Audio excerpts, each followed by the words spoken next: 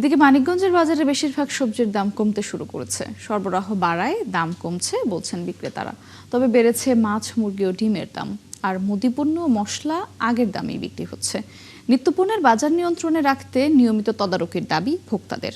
মানিকগঞ্জের বাজার ঘুরে আরো জানান মনিরুল ইসলাম মিহির। সরবরাহ বাড়ায় মানিকগঞ্জের বাজারে কমতে শুরু করেছে বেশিরভাগ সবজির দাম।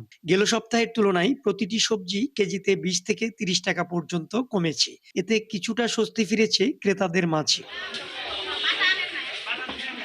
বাজার ঘুরে দেখা গেছে গেল সপ্তাহের তুলনায় বেগুন, শসা, করলা, চিচিঙ্গা, পটল, ঢেঁড়সের দাম কেজিতে কমেছে 20 থেকে 30 টাকা পর্যন্ত।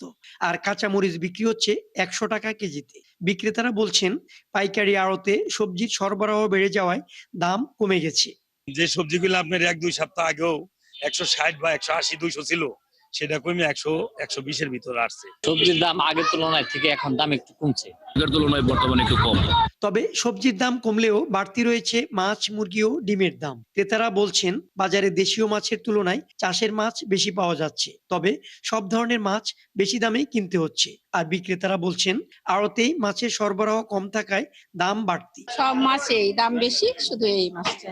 আমি চিংড়ি কিনলাম, মনে করেন এই চিংড়ি মনে করেন ছোট ছোট 200 টাকা চিংড়ি কিনলাম। এই আসলে তো দাম একটু বেশি, আমাদের জন্য বেশি হয়ে যায়। এখন আমি কিনলাম হচ্ছে কি কাতল মাছ, এটা 4 কেজির মতো হয়েছে হয়তো বা, ওটা আপনার 400 টাকা কেজি নিছে। এখন বর্তমানে মাছ তো পাওয়া যাইতেছে না, লেগে একটু দামটা একটু বেশি। চাষের কই মাছ 200 টাকা কেজি, রুই মাছ 350 টাকা, বড়া 400 টাকা। আমদানি নাই বলে দাম একটু বেশি। এদিকে ডিমের হালি 40 টাকা থেকে বেড়ে বিক্রি হচ্ছে 48 টাকায়। আর ব্রয়লার মুরগির দাম গেল সপ্তাহের তুলনায় বেড়েছে 20 টাকা পর্যন্ত। বিক্রেতারা বলছেন লোডশেডিং এর কারণে খামারে মুরগি ও ডিমের উৎপাদন কমে গেছে।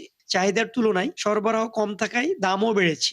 লোডশেডিং এর কারণে একটু প্রোডাকশন কম। এখন একটু ডিমের দাম বাড়ছে, এই অবস্থা। বাজারে বর্তমানে মাছ, মাংস, মুরগি এগুলোর দাম একটু চড়া। সবজি বাজার মোটামুটি এখন ঠিক আছে, কিন্তু মাছ, মাংস, মুদির পণ্য যত সবগুলো আছে সবকিছু রেটই অনেক বেশি।